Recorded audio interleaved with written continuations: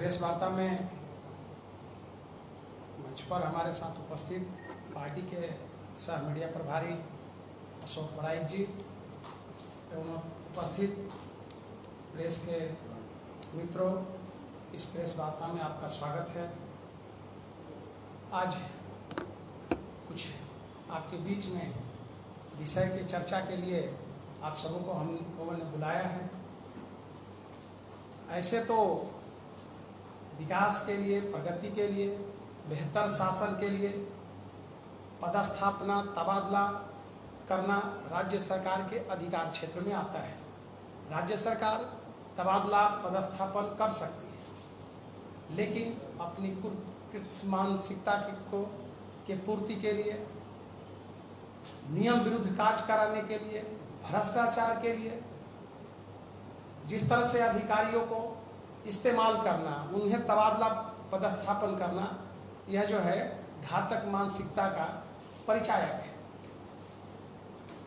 किसी के खिलाफ नियम विरुद्ध कार्रवाई करवाने के लिए किसी अधिकारियों का तबादला, पदस्थापन करना कहीं से भी उचित नहीं है। समाचार पत्रों के माध्यम से आप सबों से ही पता चला है कि पिछले दिनों राज्य के पुलिस उच्च अधिकारियों द्वारा माननीय राज्य के पूर्व मुख्यमंत्री श्री रघुवर दास जी को जिस तरह से केस करके उन्हें गिरफ्तार करने का जो है आदेश सरकार ने दिया, और उच्च अधिकारियों द्वारा नियम विरुद्ध काम नहीं करने के कारण, नियम विरुद्ध काम करने से इनकार कर दिया और उसके कारण उनका पदस्थापना करना, उनको हटाना, यह समाचार पत्रों के माध्यम से पता चला है। यह जो है कहीं से भी जो है उचित नहीं है और यह नियम विरुद्ध है और यह राजशाही सोच, जो सरकार में बैठे लोग हैं उनके राजशाही सोच का परिणाम है कि बदले के भावना से अपने विरोधियों पर कार्रवाई करने का यह कृत्य जो है आप सबों के माध्यम से सामने आया है। जबकि ये 2000 जाहिर है भ्रष्टाचार निवारण अधिनियम जो कि वर्ष 2018 में संशोधित किया जा चुका है, कानूनन भी यह जो है उचित नहीं है, कानूनन गैर कानूनी है। जो भ्रष्टाचार निवारण अधिनियम जो वर्ष 2018 में संशोधित किया जा चुका है, 17 क में स्पष्ट रूप से प्रावधान किया गया है कि कोई पुलिस अधिकारी निम्नलिखित के पूर्वानुमोदन के बिना किसी ऐसे अपराध में कोई जांच या पूछताछ या अन्वेषण नहीं करेगा जिसे इस अधिनियम के अधीन लोक सेवक द्वारा अभिकथित रूप से कारित किया गया है। जहां ऐसे अभिकथित अपराध लोक सेवक द्वारा उनके शासकीय कृत्यों या कर्तव्यों के निर्वहन में की गई सिफारिश या लिए गए निश्चय से संबंधित है। कहने का मतलब है कि स्पष्ट प्रावधान है 17 क में, जो है 17 क के में स्पष्ट प्रावधान है कि आप ऐसे लोक सेवक के अधीन जो आते हैं उनको आप गिरफ्तार नहीं कर सकते। और उसमें जो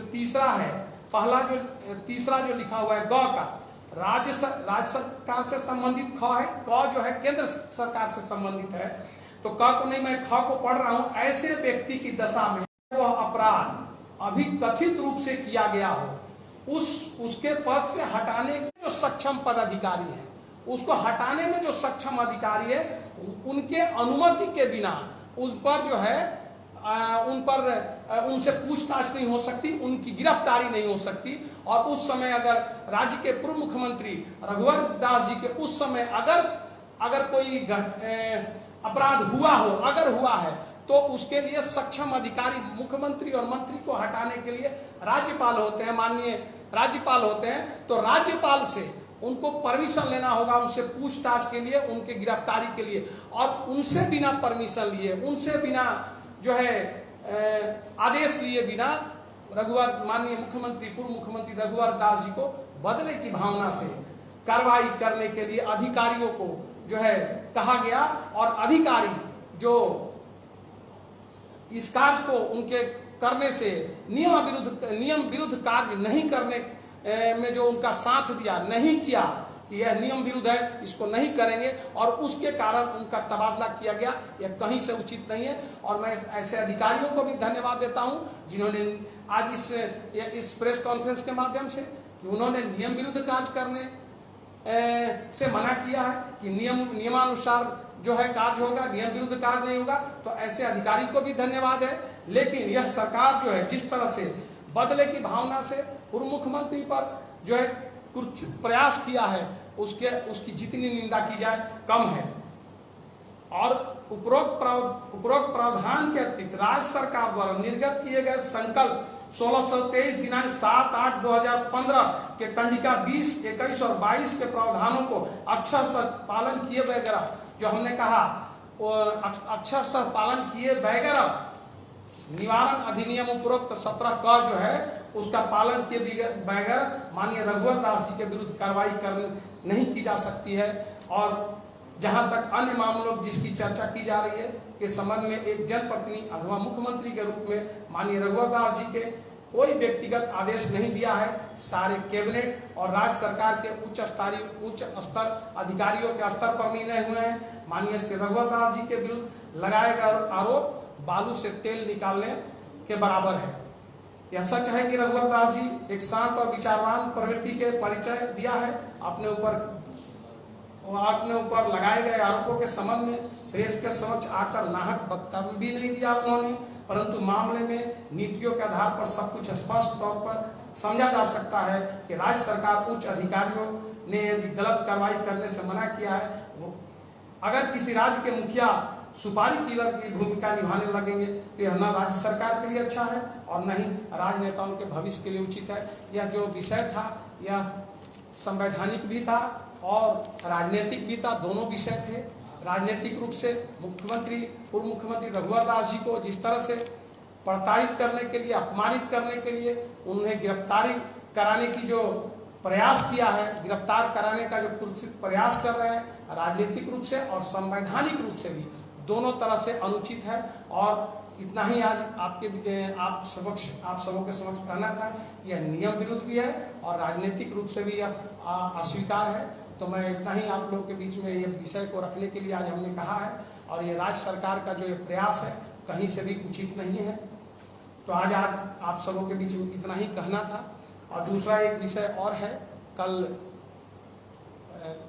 भारतीय जनता पार्टी के पूर्व नेता रहे और अभी वर्तमान में राष्ट्रीय महामंत्री थे जदयू के प्रवीण सिंह जी, वह कल पार्टी ज्वाइन करेंगे, भारतीय जनता पार्टी में शामिल होंगे। इस ऑफिस के पीछे मैदान में हरमू मैदान से चलकर यहाँ आकर के कल मिलन समारोह में शामिल होंगे। तो 11:30 बजे उसके लिए भी आप सबों को आमंत्रित करता हूँ।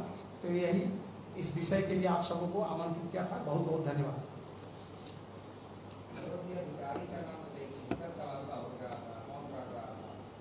अब तो आप सबों ने ही छापा है और अखबार के ही कतरन से तो हमने बताया, आप सबों ने यह बताया, तो आप लोग बेहतर जानते हैं कि किसका तबादला हुआ है, किससे लेकर के किसको जो है सो दिया गया है चार्ज, वो तो जग जाहिर है, आप ही सबों से मालूम हुआ है।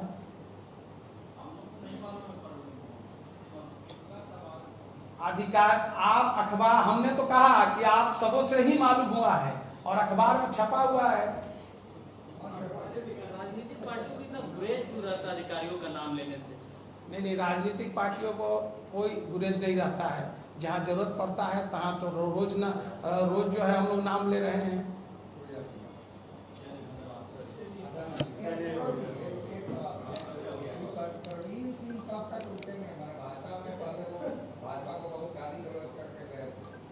कल 11:30 बजे प्रवीण सिंह जी पार्टी में शामिल होंगे। आप सब सादर आमंत्रित हैं।